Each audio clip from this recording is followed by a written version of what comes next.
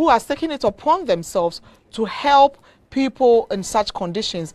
And this NGO is a UK-based NGO, but led by a Ghanaian and a white man or a European who have come together to do this thing for Ghana. So we are going to talk about the NGO, a little background about the NGO, then how Ghanaians can benefit from this, because in Ghana no sikasem and most of the time no challenging for people, especially when it comes to fighting such issues. Entino mensa aka Mr. Dr. Solomon Broby ono na like I say oye Ghana ni panyi a oka NGO no eho ewa ha na Mr. Gordon Redgrift enso ewa ha na NGO edin ede Credos Apex na omone medka akaboma omode sadwumede nyina eba ena no enkomo no yebeya na afrafra efise nipa mienu a ewa ha no say ya se coke ne fanta baako etitwi Ghana ni India otitwi, but ebroni ewa ha ntise na be for the benefit of the guests that we have here. We are going to infuse more English to the conversation this morning. Welcome, sirs. Thank you. Okay, let me start with you. You are much closer to me. Okay. This NGO, the Credos Apex NGO, tell us something small about the NGO.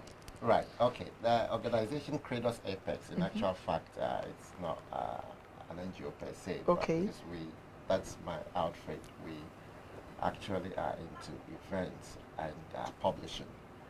So we published a book for Gordon's project. The book is called Passion and Compassion for the Disabled and the Disadvantaged. And so Credos Apex role in this particular visit is to put together a program, and that is a symposium happening tomorrow.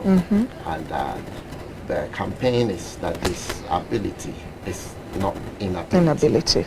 We believe that there are a lot of people with, like you introduced, who are disadvantaged physically but are capable mentally and in other aspects of their anatomy to be effective in government and all walks of life. So if we can remove the stigma on the physically challenged, we'll be able to help this small group of people in the country.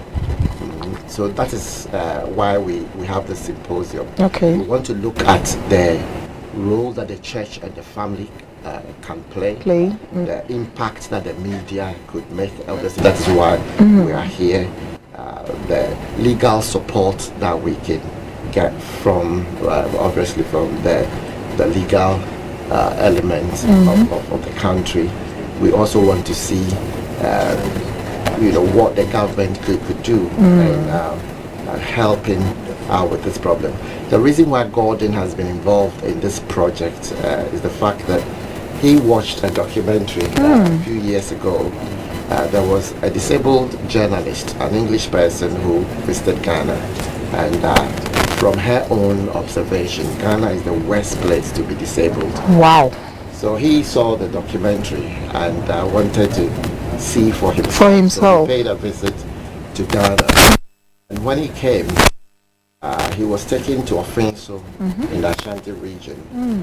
There was a project there. There's an elderly man who's had an accident and lost the prosthetic legs, and also take them through rehabilitation and all that. So the next phase of the project was GIHOC. GIHOC is Gift of Independence, Gift of Hope. Independence and Hope. GIHOC, so independence and hope for children. Orthopedics, okay. Children. And that ran for about 3 years, working directly with the Orthopedic Training Center in Sawam. Okay. And last year we paid a visit to Ghana. I went with him to these places, and we were proud to that when the book was launched, there was the need to extend our work. So now we operate in Nigeria, Kenya, and we are talking about going to Tanzania as well. Wow. So the project, the phase of the project changed, and that is why we have medical intervention for disabled children in Africa. Okay. The reason is that we decided that the needs of these children might not necessarily be orthopedic, because there's a child who flew into the head and couldn't walk for 4-5 years. Okay. So the surgery was different. We needed to we needed to take the fluid from the head to help her head. The little girl is called Amma. Wonderful to see her now at the OTC in Sawam. Okay, let me come to Mr. Gordon. You saw an unfortunate. I don't know. It's unfortunate about Ghana. How Ghanaians treat disabled. You've been here. You told me you've been here. This is your 10th year, 12th year since you started coming to Ghana. Has that? I've come 3 times in 2019. You've come 3 times. I've been here 12. This is the 12th visit to Ghana. Okay, the 12th visit since 2018. 2015. Okay.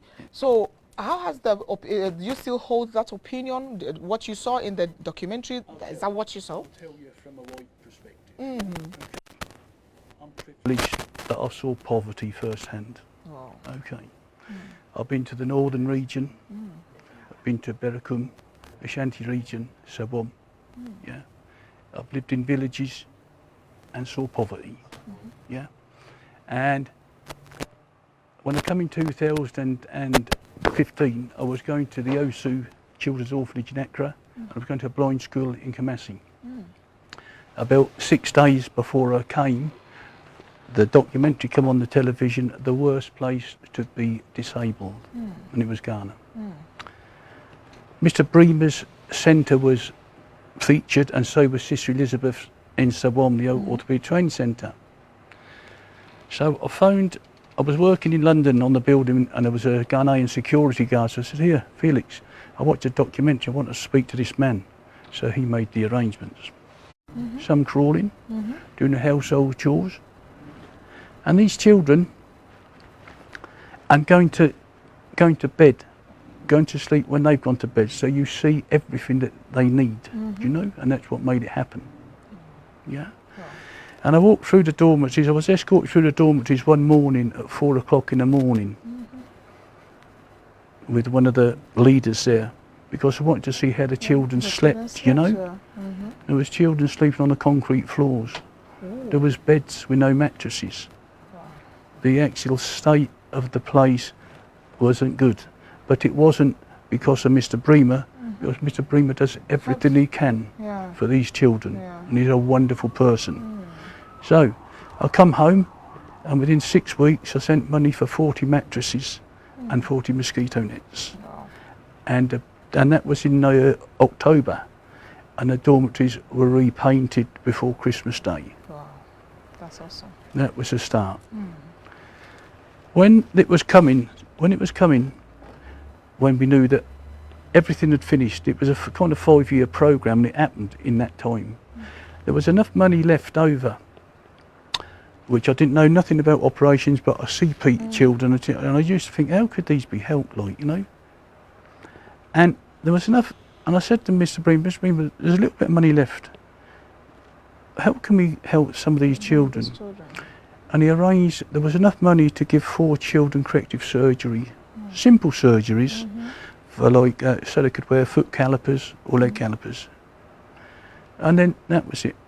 So I went home, and at that time my dad was dying, and I looked after him for the last 6 months. And we had finished Addo, and he said to me before he passed, he said, "You want to go back and do what you enjoy doing." Yeah.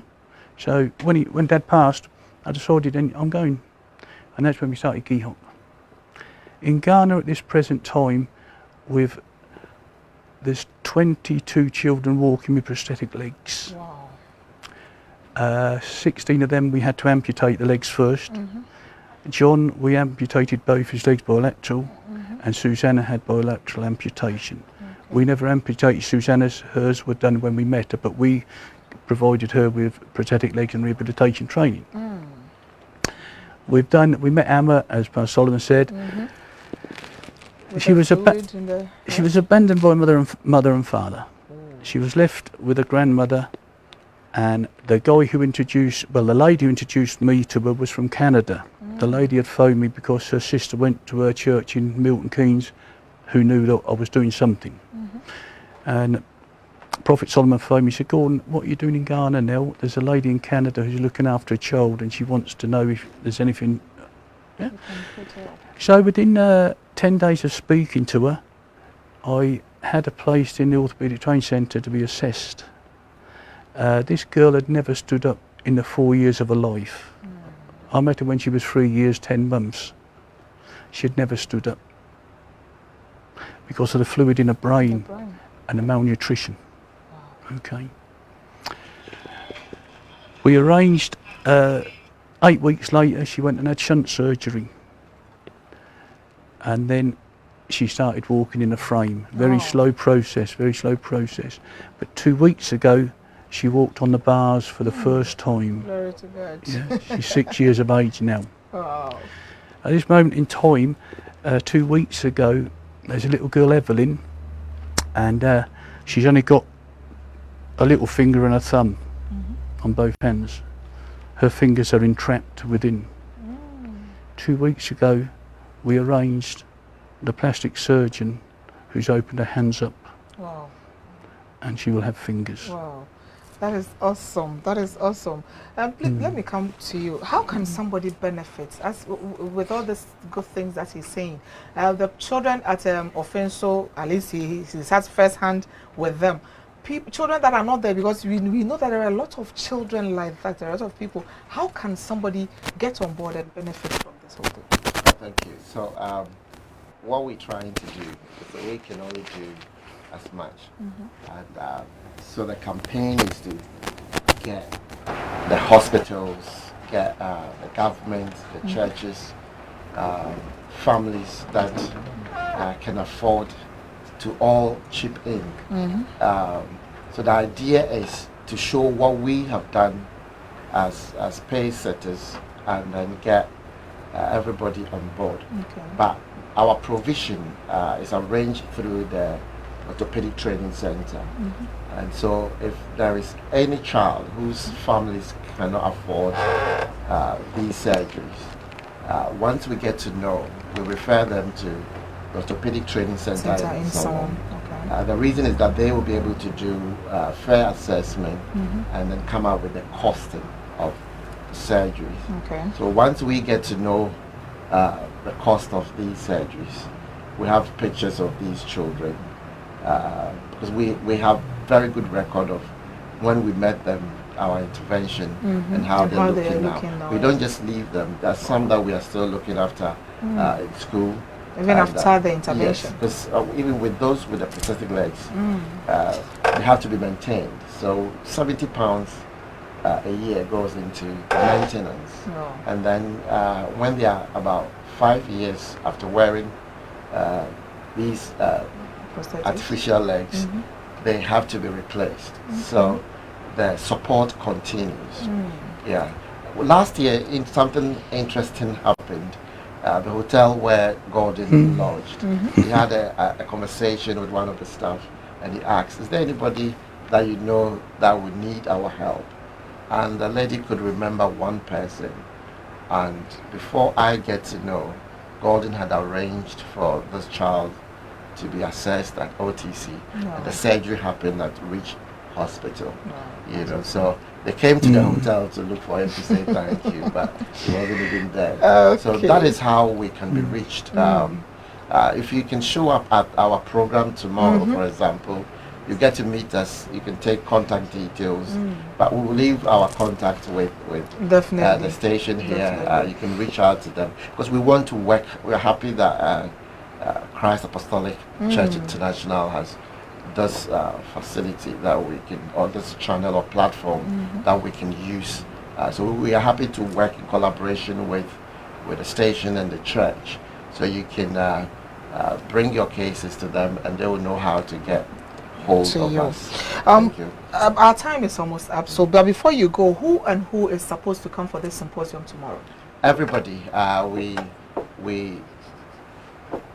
We want to share our experience. We want people to also contribute. We also want Gordon to see other organizations in Ghana, what the churches are doing, we are happy to be here. So the media is behind what we are doing.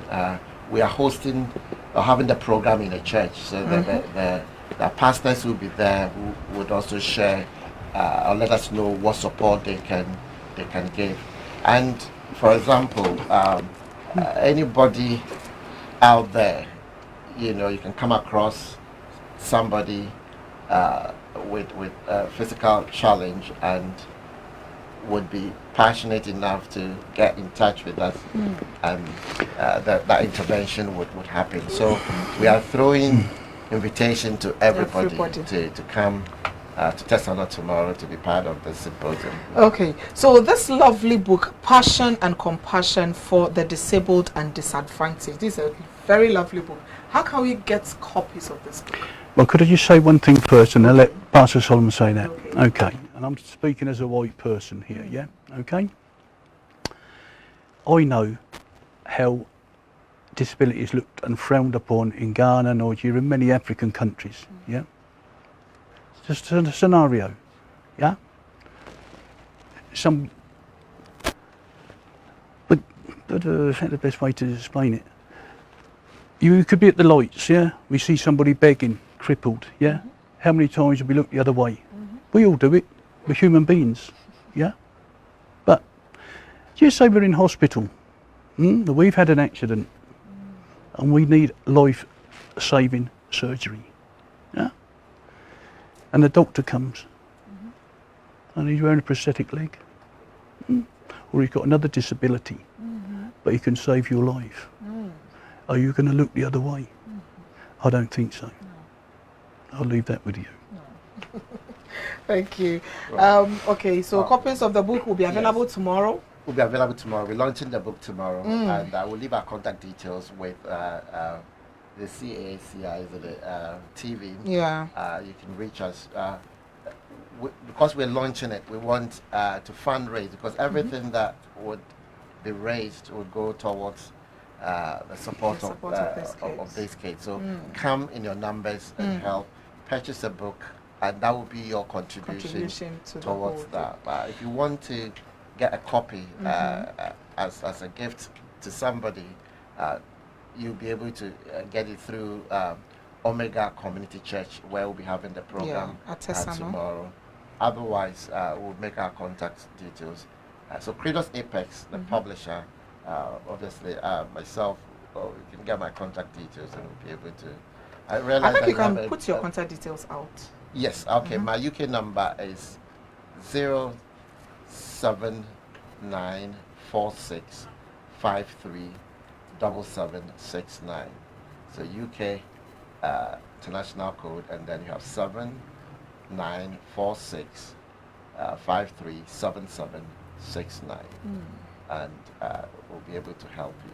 Okay, and the UK code is a +44, so you can just bring that one first before this numbers. And the program is happening. So Omega Palace, Tesano behind Omega Place. Sorry, Tesano behind Artin Drugs. So